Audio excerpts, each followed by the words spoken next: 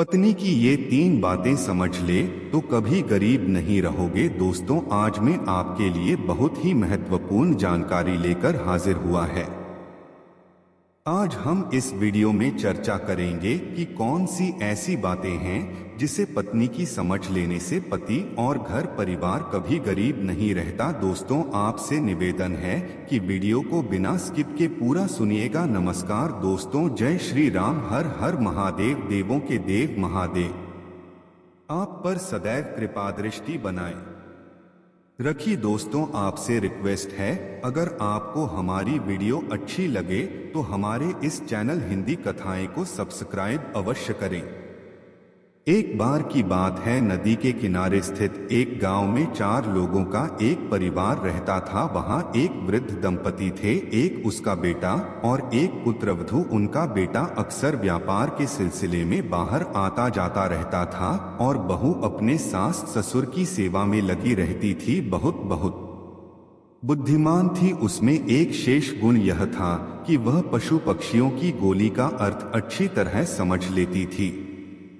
एक दिन उसका पति व्यापार के सिलसिले में बाहर गया हुआ था। आधी रात को जब उसने सियारों के चिल्लाने की आवाज सुनी तो वह खाली घड़ा लेकर रात में ही घर से बाहर चली गई और काफी देर बाद वह लौटी तो उसका बूढ़ा ससुर यह सब देख रहा था। उसके ससुर को लगता था कि उसकी बहू चरित्रहीन है, बेटे की गैर मौजूदगी में यहाँ रात को घर से बाहर क्या करने गई थी और काफी देर बाद घर लौट आई है। इसके ऐसे आपत्तिजनक व्यवहार से मेरे परिवार की बदनामी होगी, इसलिए उसे घर में रखना ठीक नहीं है। इस बारे में उसने अपनी पत्नी से सलाह लें और अपनी बहू को उसके मायके छोड़ने का फैसला किया। सुबह होते ही उसने रात सजाया, अपनी पुत्रवधू को बैठाया और उसे छोड़ने के लिए चल दिया। बहुत समझ गई कि उसका ससुर उसे गलत समझकर उसके मायके छोड़ नहीं जा रहा है। बहुत समझदार थी, इसलिए उसने अपनी सफाई में ससुर से मुहर लगना उचित नहीं समझा। वह चुपचाप रथ में बैठी रही। चलते चलते रास्ते में एक नदी पर ससुर ने अपनी पुत्रवधू से कहा कि देखो, तुम रथ से उतर, अपने जूते उतारे और नदी पार करो। बहू ने अपने ससुर की बात को अनसुना कर दिया और जूते पहने हुए ही नदी पार कर गई। ससुर को बहू का यह व्यवहार पसंद नहीं आया। सोचने लगा कि बहू ने केवल चरित्रहीन है, बल्कि पूरे लक्षणों वाले ही है। अपनी पुत्रवधू को रथ में बैठाकर में आगे बढ़े। रास्ते में उसे मुंह से भरा एक खेत दिखाई दिया। ससुर ने खेत को देखकर तारीफ की और कहा कि किसी के खेत में क्या सुंदर रही है, इससे लगता है कि किसान को काफी फायदा मिलेगा। ससुर की बात सुनकर बहू बोली, बार तो आपकी की है, फायदा तो होगा अगर जंगली जानवरों से न खाया जाए। तो ससुर को बहू की यह बात बहुत अजीब लगी और सोचने लगे कि एक ऐसी बेतुकी बात कर रही है। वह कुछ देर तक चुपचाप चलते रहे और एक गांव में पहुंचे। उस गांव के लोग बहुत प्रसन्न मुद्रा में थे। लोगों को आनंद लेते एक ससुर ने कहा कि यह गांव कितना सुंदर है। ससुर के बात पर करती हुई बाहुबली सुंदर तो है, अगर नहीं तो बहू की बातें सुनकर ससुर मन ही मन दुखी हो गया। आगे बढ़ने पर उनकी मुलाकात एक हष्ट-पुष्ट युवक से हुई। बोर्ड ने उस युवक की प्रशंसा करते हुए कहा, पहलवान जैसा दिखता है। बहू फिर करती हुई बोली, पहलवान को है, अगर कहीं पीठ दिखाकर न आए। तो ससुर को फिर हो तक अच्छी नहीं लगी और सोचने लगे यहाँ हर समय वे की बात करती है। चलते चलते रास्ते में उन्हें एक बड़ा बरगद का पेड़ मिला। दूरी में रथ रोका और बरगद के पेड़ के नीचे आराम करने बैठ गया। उसकी बहू बरगद के पेड़ से कुछ दूरी पर जाकर बैठ गए। ससुर सोचने लगे कि यह इतनी पागल है, पेड़ के नीचे बैठकर पेड़ से दूर बैठी है।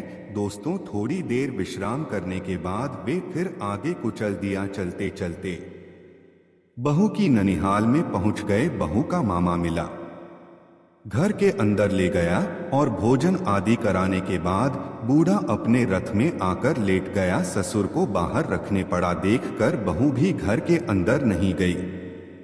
वह भी रथ की छाया में बैठ गई। वहां एक बबूल का पेड़ खड़ा था जिसके ऊपर एक को बैठा हुआ का उठा कर रहा था। वह समझ गई थी कि कौन क्या कह रहा है, फिर भी मनुष्य कहती हुई बोली, तो क्यों व्यर्थ का उठाव कर रहा है। एक बार सियारों की बोली सुनकर घर से बाहर काम करने चली गई तो मेरा ससुर मुझे घर से निकाल लाया। अब अगर मैं तेरी बोली सुनकर कुछ काम करूं तो पता नहीं कौन सी आफत मेरे ऊपर कूद पड़े। कल रात में सियारों की आवाज सुनकर नदी किनारे गई तो वहां एक मुद्दा तैरता हुआ रहा था जिसके ऊपर से मैं बहुमूल्य आभूषण उतार कर ले आए, जो मैंने घर में रख दिए। बदले में आज मुझे घर से निकाल दिया गया। अब तो कह रहा है कि बबूल की जड़ के पास सोना गढ़ा है, अब इसे मैं निकाल दूंगी तो पता नहीं मेरा ससुर कौन सा आरोप मेरे ऊपर मार देंगे। ससुर व्रत में लेटा हुआ ध्यान से बहू की बातें सुन रहा था।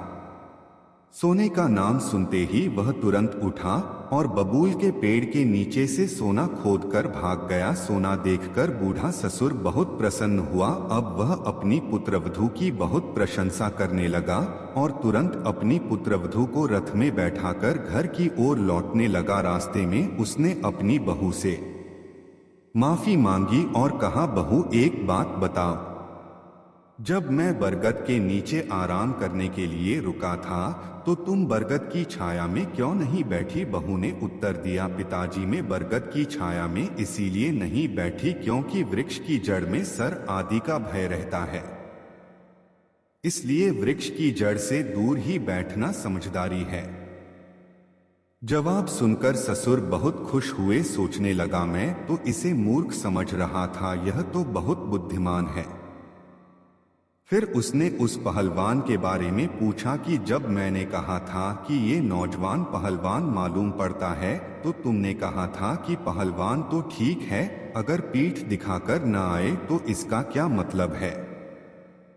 बहू ने कहा, पिताजी जो शक्ल से ही पहलवान लगता है वह तब तक पहलवान नहीं होता जब तक उसमें साहस और खोदती न हो। असली शूरवीर दो वही है जो पहली बार करता है और उसका बार बेकार नहीं जाता। अगर जीत कर आता है तो पहलवान है और अगर हार कर आता है तो काहे का सुर। भी दूसरे सवाल का पहला के जवाब को सुनकर बहुत खुश हुआ। फिर उसने उस खूबसूरत गांव के बारे में पूछा, बेदी जब मैंने गांव में कुछ लोगों को देखा तो कहा कि यह गांव बहुत सुंदर है, तब तुमने कहा था कि काम को सुंदर है, अगर उजड़ा नहीं तो इसका क्या मतलब था।